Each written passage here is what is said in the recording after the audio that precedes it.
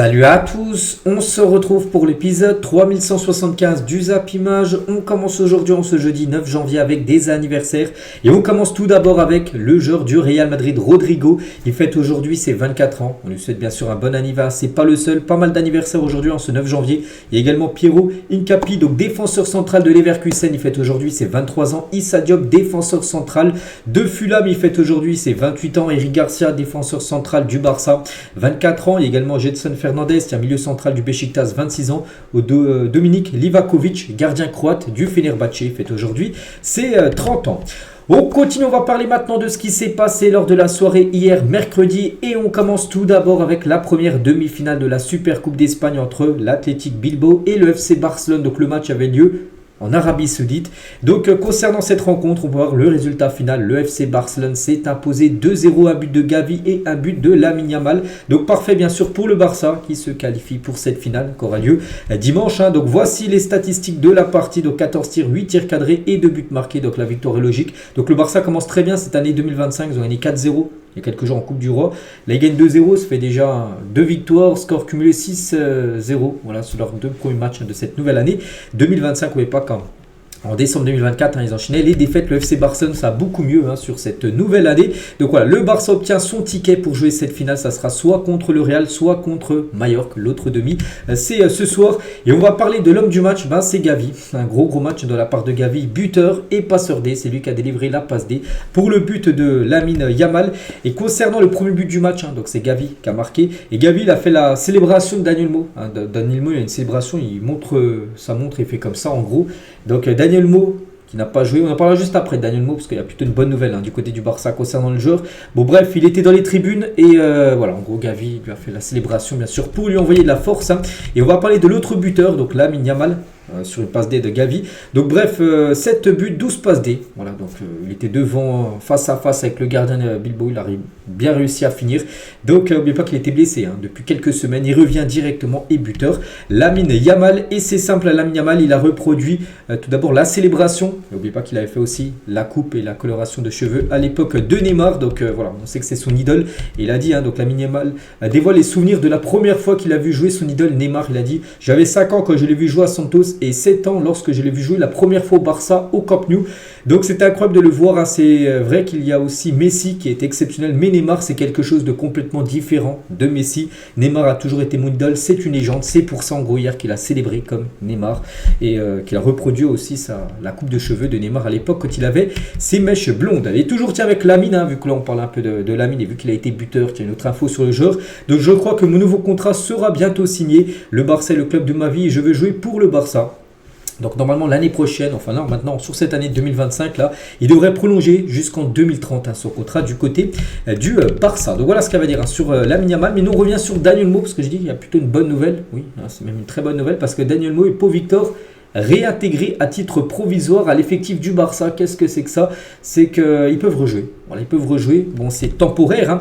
Donc officiel, le CSD, en gros, c'est le Conseil supérieur des sports, le CSD, donne raison au Barça parce que le Barça a tenté ils ont tenté plein de recours. Ils ont tenté ce recours-là et ça a été la réponse est favorable. Donc Daniel Mo et Pau Victor vont pouvoir jouer la Super Coupe d'Espagne. Bon, ils n'ont pas joué hier, mais ils peuvent jouer potentiellement le prochain match. Du coup, la finale qui aura lieu dimanche. Donc cette mesure urgente demandée par le club est temporaire parce que la décision définitive, ça sera la Liga qui la donnera. Mais en attendant la décision définitive de la Liga qui va intervenir, on ne sait pas quand.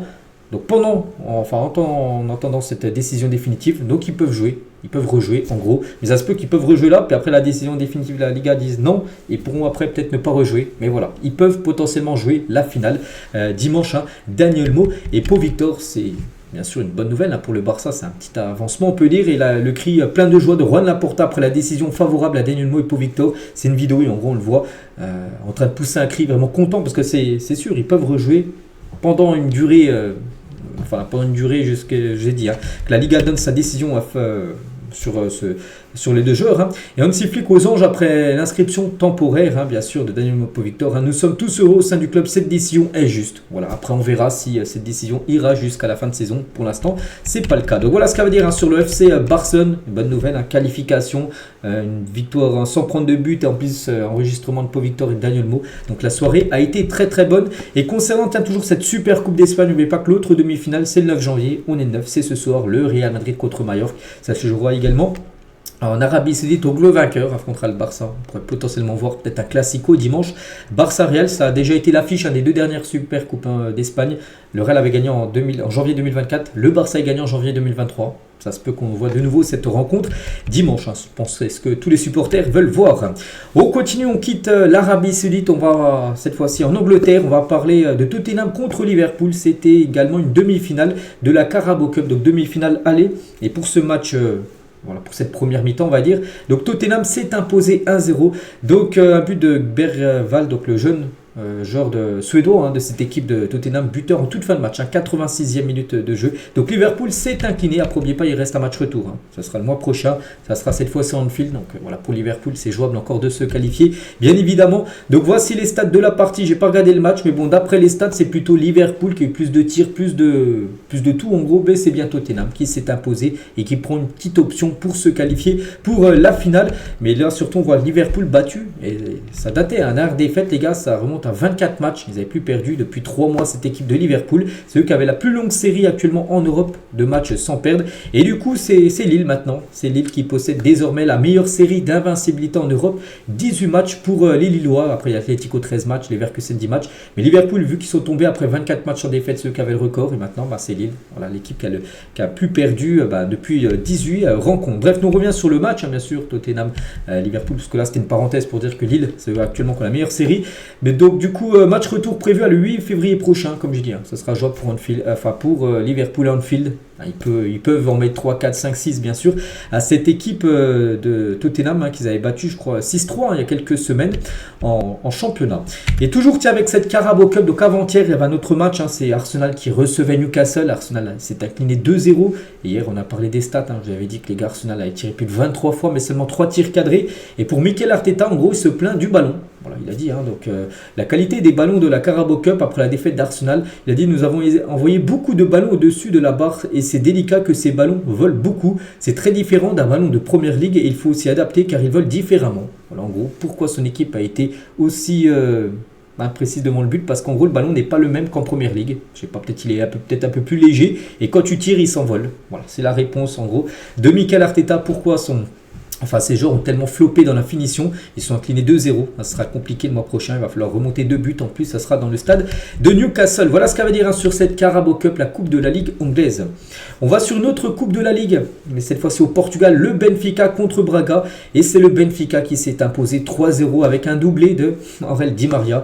Donc, Renato Sanchez, c'est ancien parisien, les gars. Il rentre en cours de jeu. Il a joué la fin de match. Ça faisait longtemps qu'on ne l'avait pas vu jouer. Bon, bref, soirée parfaite, bien sûr, pour le Benfica. Qui a totalement dominé Braga. Donc 21 tirs, 6 tirs cadrés. 3 buts de Braga, c'est une frappe dans le match qui n'a pas été cadré. Voilà, donc rien à dire. Le Benfica se qualifie pour la finale. Ils affronteront du coup l'équipe du Sporting qui s'est imposée avant-hier 1-0 contre Porto. Donc Sporting Benfica en finale de la Coupe de la Ligue portugaise. Et pour revenir nous sur Aurel Di Maria, n'oubliez pas que le joueur est en fin de contrat en fin de saison. Il pourrait peut-être prolonger au Benfica, mais voilà, il y a quand même des stats de fou. Donc 13 buts, 6 passes D en 25 matchs cette saison pour Aurel Di Maria du côté de l'équipe du Benfica. N'oubliez pas qu'il a arrêté avec l'Argentine. Maintenant, il se concentre seulement du côté de son club. On continue donc au programme aujourd'hui, jeudi, quelques rencontres. Tiens, tout d'abord, il y a de la FA Cup. C'est pas de la Carabao Cup, la Coupe de la Ligue, là, c'est de la Coupe d'Angleterre. Voilà, comme ça, c'est de la coupe en gros. Donc voilà, les affiches aujourd'hui: Fulham, Watford, Everton, Peterborough et Sheffield Cardiff au programme aujourd'hui en Angleterre. Et en Arabie Saoudite, par exemple, il y a l'équipe de Cristiano Ronaldo, le premier match de CR7 pour cette nouvelle année 2025. L'équipe de CR7 reçoit Al Oud, voilà, c'est du championnat. Voilà, c'est du championnat saoudien. Bref, nous on revient en France et on peut voir la une du journal L'équipe aujourd'hui. Qu'ils reviennent, voilà, avec l'image bien sûr de Zinedine Zidane. Donc Zidane réunit tous les atouts pour succéder à Didier Deschamps après la Coupe du Monde 2026. Il retrouverait les Bleus 20 ans après sa retraite internationale comme joueur.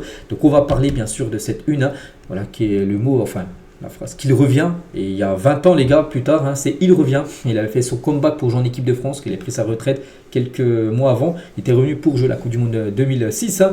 Et là, en gros, voilà le mot qu'il revient. Voilà, tout simplement, cette fois-ci en équipe de France. Mais cette fois-ci, pas en tant que joueur, hein, mais en tant que sélectionneur. Et concernant, parce que l'après Deschamps, hein, parce que pour ceux qui ne savent pas, bon, je pense que vous le savez tous, hein, Deschamps hier a annoncé au JT de 13h de TF1 qu'après la Coupe du Monde 26, ça sera fini pour lui. Donc Philippe Diallo, le président de la FFF, c'est lui un peu qui décide qui sera le futur entraîneur. Il a dit, hein, j'ai le temps de préparer sereinement la succession, parce que voilà, c'est comme dans 1 an et demi, donc il a le temps. Hein, c'est pas dans l'immédiat, il ne faut pas un nouveau coach de l'équipe de France là dans 2 semaines. Hein, c'est dans 1 an et demi, donc il a le temps de regarder toutes les candidatures, bien sûr. Hein. Il a dit, j'ai quelques noms en tête, mais je n'ai pris pour l'instant aucun contact. Bon, ça viendra certainement dans le futur. Et bien sûr, il y a le nom Zinedine Zidane, hein, bien sûr. Donc il a dit, je n'entrerai pas dans ce débat. Donc Deschamps a 2 ans de contrat et par respect pour lui, son staff et les joueurs, la question de sa succession ne se pose pas encore aujourd'hui, hein. Mais Zidane est l'un des monuments du football français et du football mondial. C'est lui qui a contribué à cette première étoile sur notre maillot. J'ai beaucoup de respect et d'admiration pour l'un des plus grands joueurs de l'histoire du football. Mais voilà, il dit que c'est pas sûr que c'est Zidane. Peut-être des chances que ça soit lui, mais voilà, il veut aussi explorer d'autres pistes tout simplement. Regardez, donc Zidane bien sûr, le grand favori.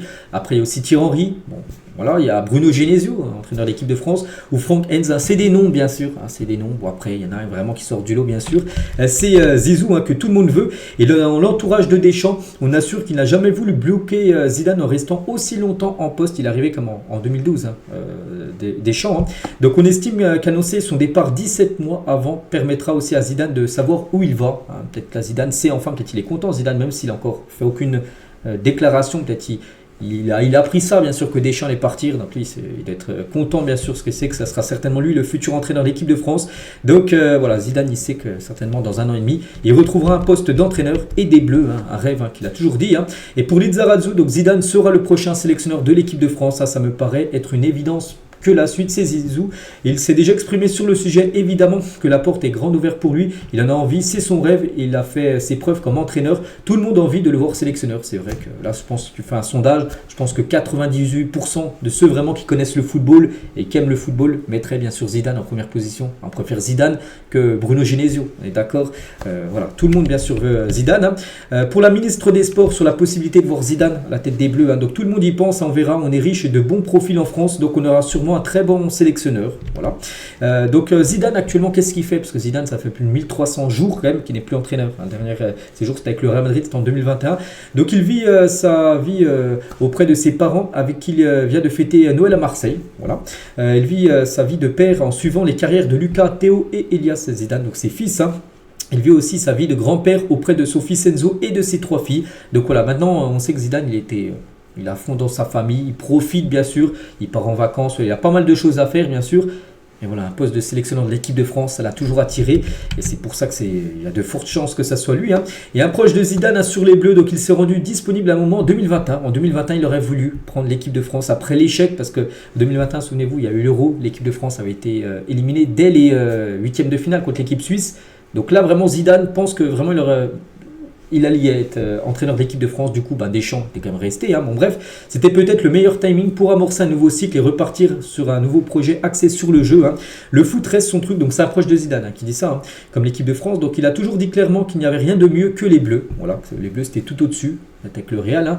Il regarde beaucoup de matchs écrits. Voilà, il regarde beaucoup de matchs de foot de l'équipe de France. Donc voilà, c'est bien sûr c'est sa destinée. Hein. Et Walid Achrchour, hein, réclame Zidane en bleu, même s'il ne s'attend pas non plus à du beau jeu. Zidane n'a même pas besoin de faire candidature, ça va de soi. Je n'ai pas vu des choses extraordinaires dans le jeu quand il coachait et je ne pense pas qu'il y aura un delta immense entre Deschamps et Zidane. Il pense que ça sera un peu le même football que proposera Zidane que le football proposé par Deschamps. Bon, je suis pas sûr, hein. Mais il peut ramener une cote de sympathie à cette équipe. Hein. Il a du charisme, la stature. Hein.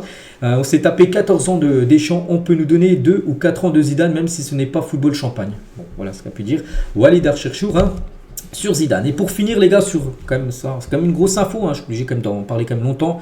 Hein, ça faisait quand même 14 ans que Deschamps, bon, il est encore en place, mais voilà, changement de sélectionneur en équipe de France. On n'est pas habitué. Hein. Et on a été étonné, hein, comme tout le monde. Hein, Deschamps n'avait prévenu pas les joueurs. Enfin, aucun joueur de l'équipe de France savait On l'a tous su, voilà, que ce soit les fans de football ou les joueurs d'équipe de France l'ont tous su. En gros, sur les réseaux sociaux, en gros, que Deschamps allait partir. Hein. Et le bilan quand même de Deschamps, il faut se souligner les gars que c'est quand même un Deschamps exceptionnel. Enfin, un bilan, hein, donc 165 matchs, hein, 105 victoires, 34 matchs nuls et 26 défaites. Hein, quand même, le bilan est très bon, surtout 2 trophées, donc la Coupe du Monde et la Ligue des Nations. Bon, il y a eu des échecs en finale de l'Euro, finale aussi en Coupe du Monde. Alors, il faut atteindre comme la finale, hein, c'est quand même ça aussi des parcours quand même exceptionnels. Et Roten, donc lui, n'a pas aimé le timing de l'annonce de Deschamps. Il a dit franchement, je ne comprends pas trop le timing. L'Euro n'était pas forcément exceptionnel déjà. L'annonce est 1 an et demi avant la fin de son contrat. Je ne vois pas l'intérêt si ce n'est de trouver un peu de tranquillité avec la presse et d'éviter les questions sur son avenir parce qu'il savait que s'il n'aurait pas annoncé son départ, lors des prochaines conférences de presse, souvent, les journalistes auraient dit alors qu'est-ce que vous allez faire dans le futur, que maintenant, il n'y aura plus de questions parce que maintenant on sait en gros qu'il va partir. Hein. Donc pour moi, ce n'est pas une bonne nouvelle hein, pour Roten. Hein. Il faut que tout le monde soit soudé. Quand vous savez que le contrat du sélectionneur se termine à la fin de cette compétition, je ne suis pas certain que ce soit la meilleure des choses. Voilà ce qu'a pu dire Jérôme Roten. Et on finit avec ça, voilà, sur cette page équipe de France. On continue les gars avec d'autres infos et on va parler de Paul Lopez. Donc je crois que c'était avant-hier, j'avais dit Paul Lopez officiel, hein, il signe du côté de Lens. Et coup de théâtre, parce qu'on peut appeler ça coup de théâtre, coup de tonnerre, un peu importe. Hein, Lens annule le transfert de Paul Lopez. Donc Gérone, hein, le club où il était prêté par Marseille, refuse de le libérer pour le moment. Donc Lens avait officialisé son arrivée, vient de supprimer son tweet. Voilà, en gros, il y avait cette photo hein, voilà, qu'il avait fait officiellement du côté de Lens. Il ne jouera pas à Lens. Hein. Donc communiqué du club alors qu'un accord total avait été trouvé entre le Racing Club de Lens et l'Olympique de Marseille et Paul Lopez. La venue de l'international espagnol est annulée. Le Girona FC, il a été prêté de janvier. Août jusqu'à janvier, hein, a informé l'Olympique de Marseille ce jour de sa volonté ferme de conserver le joueur jusqu'au 29 janvier. Condition inacceptable pour le Racing hein, qui renonce ainsi à cette signature. Voilà, donc eux, ils voulaient le laisser à Lens, mais à partir du 29 janvier, là dans 20 jours. Ils voulaient encore le conserver là. Et du coup, voilà, pour Lens, c'est non. Et du coup, résultat des courses, hein, donc Lens sans gardien.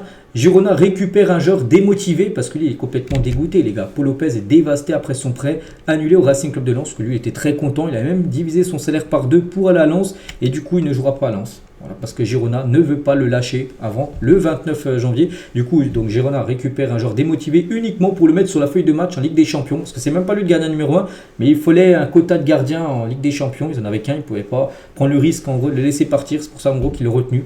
C'est quand même très égoïste hein, de la part de Girona, hein, qui aurait pu peut-être prendre le gardien d'équipe réserve, tout ça, non. Ils ont préféré le faire revenir et du coup son transfert n'a pas lieu du côté de Lens. Et pourtant à Lens, hein, le gardien, lui, est parti, parce que vu que Paul Lopez est arrivé officiellement, Brice Samba, il est son bon de sortie, du coup il est parti. Et Brice Samba au stade rennais, c'est officiel. Hein. Du coup Lens actuellement n'a plus de gardien. Bon, il y a le gardien numéro 2, hein, qui est actuellement le gardien numéro 1, mais il va falloir retrouver un autre gardien hein, du côté de Lens, hein, parce que Samba, lui, c'est officiel. Il est parti du côté de Rennes, on en parlait hein, depuis quelques semaines, ça y est, c'est fait. Montant du transfert estimé à 15 millions d'euros, donc ouais, il signe jusqu'en 2029 hein, son contrat. Voilà, belle signature, hein, Brice Samba, les gars, c'est un très bon gardien. C'est qu'à Rennes, il y a toujours eu des très bons gardiens, comme Mandanda, comme Edouard Mendy, Costil, Petrosec ou même Bernard Lama à l'époque. Voilà, donc encore un très bon gardien du côté du Stade Rennais. Et Samba est soulagé de rejoindre le Stade Rennais. Il a dit hein, c'est une satisfaction parce que je désirais rejoindre le Stade Rennais. Je suis soulagé d'être arrivé pour rencontrer mes nouveaux coéquipiers et commencer à m'entraîner. Je rejoins un club fort, stable et reconnu. C'est gratifiant d'arriver à Rennes. J'ai vécu des matchs très compliqués et j'ai hâte de découvrir les supporters. Je vais être un maximum décisif. C'est ce qui m'a amené en équipe de France et j'espère continuer sur cette lancée. Voilà ses premiers mots en tant que nouveau joueur du Stade Rennais pour Brice Samba. Et c'est que Rennes, hein, en ce début de mercato, n'oubliez pas que le mercato est ouvert de seulement depuis 9 jours, hein, on est le 9 janvier, il y a déjà 2 belles signatures, Seko Fofana et Brice Samba, 2 anciens joueurs quand même de Lens. Hein. Et Samba est heureux de retrouver Seko Fofana au Stade Rennais parce qu'il y a 2 ans, les deux ont joué ensemble hein, du côté de Lens. Hein. C'était aussi un grand plaisir de retrouver Seko. On s'est beaucoup appelé récemment, j'ai évidemment hâte de renouer notre lien et ça a fait notre force auparavant et pouvoir répéter ce qu'on a pu faire, ça serait extraordinaire. Mais cette fois-ci du côté de Rennes. Et premier entraînement pour Brice Samba au Stade Rennais. Donc voilà, maintenant il est dans le grand bain, donc il pourrait peut-être jouer. Prochain match de Rennes, les gars, c'est contre Marseille. Voilà, ce week-end. Donc il pourrait peut-être commencer titulaire devant Mandanda qui va maintenant être sur le banc où il partira. On verra. On va parler d'une autre recrue. C'est également un joueur qui est au charbon, les gars, à l'entraînement. On parle de Samba, on parle aussi de Luis Felipe qui a rejoint l'Olympique de Marseille, donc lui aussi à l'entraînement. Mais Felipe estime qu'il va lui falloir un peu de temps avant de retrouver son niveau. Il va me falloir quelques semaines pour atteindre le niveau que je veux avoir. Donc le dernier match joué par le défenseur italien remonte au 24 août 2024. Quand même 7 mois. Il était sorti sur blessure à la 20e minute, il est désormais apte à jouer. C'est vrai que ça fait quand même 7 mois qu'il n'a pas joué, donc il ne jouera pas là, ce week-end. Il n'est pas encore prêt pour jouer contre du coup Rennes ce week-end. Mais voilà, peut-être d'ici 2-3 semaines, il pourrait faire son retour dans le groupe de l'Olympique de Marseille. Et Felipe, pourquoi avoir choisi l'Olympique de Marseille? Donc c'est un maillot qui représente et une ville et un club de passionnés. C'est le début d'un grand projet. L'OM doit rester dans le top 4 et jouer la Ligue des Champions, bien sûr, chaque saison. Et Luis Felipe sur l'avis de Cristiano Ronaldo concernant le niveau de la Ligue 1, parce que CR7, ou même Neymar, récemment aussi, mais Ronaldo l'avait dit là, il y a à peu près un mois, qu'en gros le championnat saoudien est plus fort que le championnat de Ligue 1. Donc lui, il a joué dans le championnat saoudien. Donc il a dit je ne partage pas l'avis de Cristiano Ronaldo, je pense vraiment que le championnat est fort ici en France. Tous les championnats sont devenus de toute façon difficiles. Donc voilà ce qu'il peut dire Luis Felipe. Et Ricardo Arajao, donc un ami de Luis Felipe qui vivait avec lui à ses débuts à la Lazio, il a dit il rentrait le soir, regardait des matchs, notait les déplacements des grands défenseurs comme Sergio Ramos. Il veut toujours apprendre. N'oubliez pas qu'il dans son maillot derrière c'est marqué Ramos, pas par rapport à Sergio Ramos, parce qu'il s'appelle Luis Felipe Ramos. Il a mis Ramos parce que c'est peut-être quelqu'un qui s'est beaucoup inspiré du défenseur espagnol. Toujours du côté de l'Olympique de Marseille, c'est officiel, Mehdi Benatia est nommé directeur du football de l'Olympique de Marseille. Il a un autre rôle, avant c'était conseiller je crois du président, Longoria. Donc maintenant il est nommé directeur du football, il change de rôle en gros, il a passé un échelon on va dire du côté de Marseille. Mehdi Benatia. Et toujours avec l'OM concernant l'ancien joueur Pierre-Emerick Aubameyang, maintenant qui joue en Arabie Saoudite. Donc lui, il a un rêve, ce serait de devenir acteur de cinéma, et plutôt dans les films de la comédie. Donc la comédie, c'est sûr, si vous me voyez dans un film trop sérieux, non, vous n'allez pas y croire. Si c'est une comédie, oui, vous y croirez. Donc voilà, peut-être après sa carrière, on pourrait le voir dans quelques films. Des films, je vous ai dit, amusants, des films de comédie. Voilà, pour Aubameyang, après, il a aussi d'autres projets, les gars, devenir propriétaire d'un club, c'est quelque chose qui l'attire. Devenir aussi directeur sportif d'une équipe et devenir, voilà, comme j'ai dit, acteur. On va parler de Yaya Touré, ancien joueur de City, voilà, dans plein de clubs. Il l'a fait, bien sûr, depuis, il a passé ses diplômes d'entraîneur et il a eu son diplôme. Donc, il a reçu sa licence UEFA Pro, lui permettant de devenir entraîneur. Mais entraîneur, il peut entraîner maintenant des équipes premières où il veut. Donc félicitations à lui. Donc parce qu'avant il était beaucoup adjoint pour prendre de l'expérience. Il a été adjoint à Tottenham, en Arabie Saoudite, à Liège, en Russie, en Ukraine. Il a fait pas mal de postes d'adjoint, on peut dire, pour passer ses diplômes. Et ça y est, maintenant il peut désormais entraîner une équipe première. Et Yaya Touré, on espère le voir très prochainement entraîner une belle équipe. Et la même chose pour Michael Essien, lui aussi les gars, il a obtenu son diplôme à licence UEFA A, pouvant entraîner n'importe quelle équipe. On va parler du Real Madrid qu'on fait rappel des 2 matchs de suspension de Vini Junior. C'était la semaine dernière, il y a 6 jours. Le Real contre Valence, 2-1 pour le Real. Et Vini a pris rouge, on se souvient. Donc Vini a pris 2 matchs. Donc cela fait suite au geste du Brésilien, suite à une provocation du gardien de Valence. N'oubliez pas que ce gardien, Dimitri Veski, ce sera le futur gardien de Liverpool. C'est officiel. Là, il est prêté par Liverpool à Valence. Il arrivera dès l'été prochain à Liverpool. Bon, bref, Vini il a pris 2 matchs et le Real Madrid bien sûr veulent enlever ces 2 matchs. Et Ancelotti défend Vini. Donc la suspension de 2 matchs pour Vini est injuste. J'entends toutes les insultes et tout ce qu'il subit, ce n'est pas juste. J'en ai marre parce que quand les gens parlent du comportement de Vini, toutes les insultes, les abus et autres choses qui lui arrivent sont oubliées. Donc voilà, en gros le Real Madrid va faire appel pour enlever les 2 matchs de suspension de Vini Junior. Et il y a un joueur, lui ça passe pas, c'est Inigo Martinez, qui à la fin du match hier du Barça a gagné contre Bilbao. Donc sur la suspension de 2 matchs pour Vini Junior, il a dit il y a quelques années j'avais été sanctionné de 4 matchs pour beaucoup moins que ça.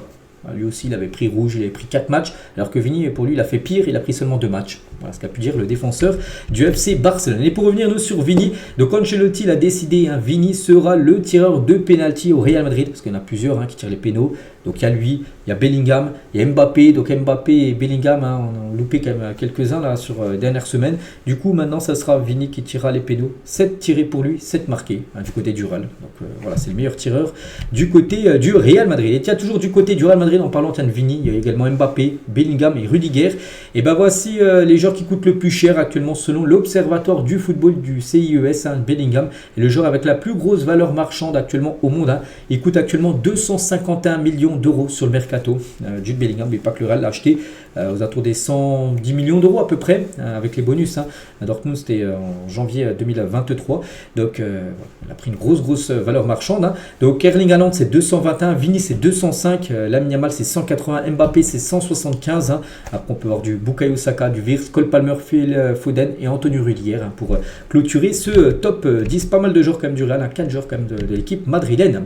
Et concernant le deuxième, Erling Haaland, et quand on y pense, Erling Haaland n'est plus qu'à 31 buts d'être le deuxième meilleur buteur de l'histoire de Manchester City en seulement 3 saisons au club, c'est fou. Donc le premier c'est Agüero, 260 buts en 390 matchs.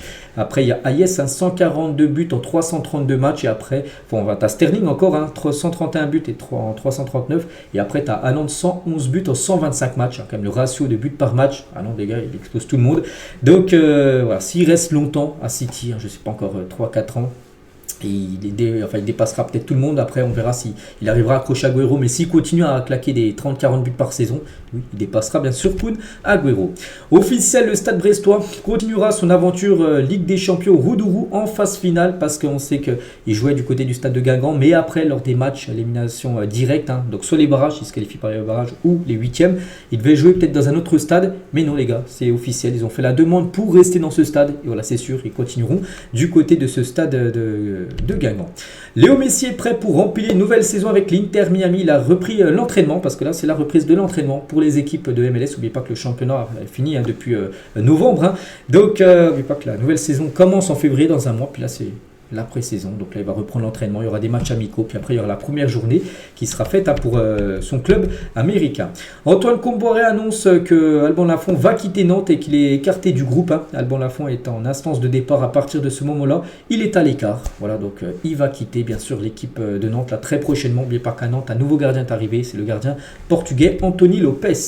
Tiens, en parlant de Lyon, ancien club d'Anthony Lopes, ça que parlait juste avant, donc Jean-Michel Aulas, ancien président de l'Olympique Lyonnais, sur l'avenir de Lyon suite aux décisions de la DNCG, parce que Lyon est passé en décembre dernier dans la DNCG. Ils doivent récupérer de l'argent Lyon, sinon ils peuvent être rétrogradés en Ligue 2 la saison prochaine.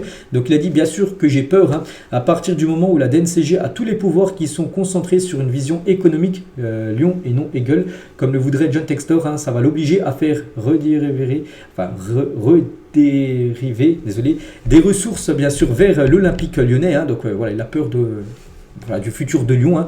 N'oubliez pas que c'est plus lui le président, c'est bien sûr maintenant John Textor.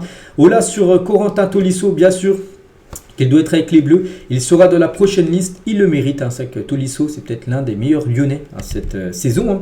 Jean-Michel Aulas aussi sur sa relation avec Karim Benzema, ancien Lyonnais. Donc c'est mon petit-fils, Karim, c'est toute une vie, une icône incroyable. Il est d'une fidélité qui n'apparaît dans la vie qu'on peut imaginer. Ce serait fou quand même pour Lyon de voir le retour de Benzema du côté de l'OL. Bon, après, vu l'argent bien sûr qui touche à l'Etihad, Lyon ne pourrait jamais s'aligner sur les montants de son salaire, mais peut-être un jour il fera une croix sur son gros salaire, reviendra dans son club formateur. Benzema, ce serait incroyable. On va parler aussi de Wissam Ben Yedder. Il y a quelques jours, le journal L'équipe dévoilait en gros des contacts que le Montpellier discutait avec Ben Yedder pour une arrivée. Et Laurent Nicolas, donc le président de Montpellier, dément une arrivée de Wissam Ben Yedder à Montpellier. C'est Riolo qui revient sur la rumeur. Il a dit, donc Nicolas m'a dit, je ne comprends pas comment cette histoire a pu sortir. Je vous assure qu'on n'a pas songé une seconde à prendre ce joueur, Wissam Ben Yedder, par rapport à ce qu'il a eu là récemment, qu'il est passé au tribunal. Voilà, pour des choses qu'il a fait pas bien. Bon bref, voilà, pour Montpellier, les gars, ils sont pas du tout intéressés. Enfin, c'est ce que dit voilà, Laurent Nicolas, le président de l'équipe Montpellier-Rennes. Des nouvelles de Nuno Mendes, en fin de contrat en 2026 au PSG, a une idée bien précise en tête, rejoindre Manchester United. C'est que début décembre, en gros, c'était quasiment fait, sa prolongation de contrat du côté du PSG. Et du jour au lendemain, les gars, il est plus du tout OP maintenant à prolonger.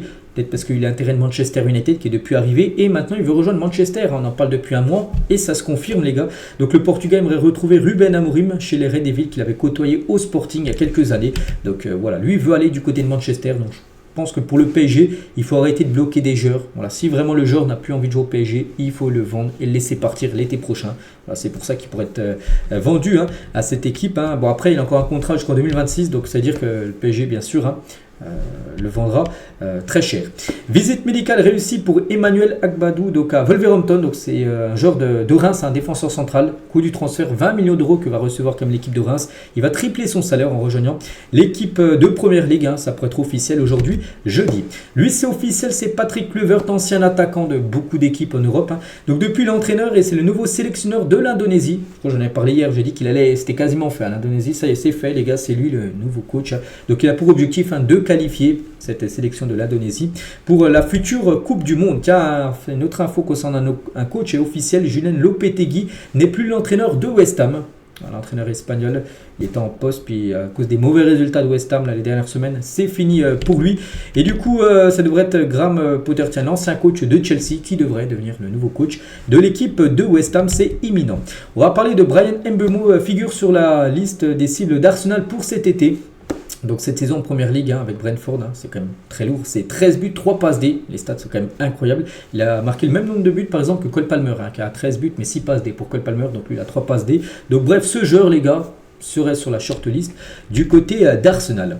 Concernant Amine Gouiri, donc le Galatasaray va formuler une première offre de 13 millions d'euros pour l'attaquant du Stade Rennais. Donc voilà. Après, n'oubliez pas que Rennes l'avait acheté à l'époque, je crois que tu jouais à Nice, à 26 millions d'euros. Là, ce serait la moitié. Donc après, ce qu'ils vont leur vendre, la moitié de ce qu'ils avaient investi sur le joueur, ça c'est pas sûr.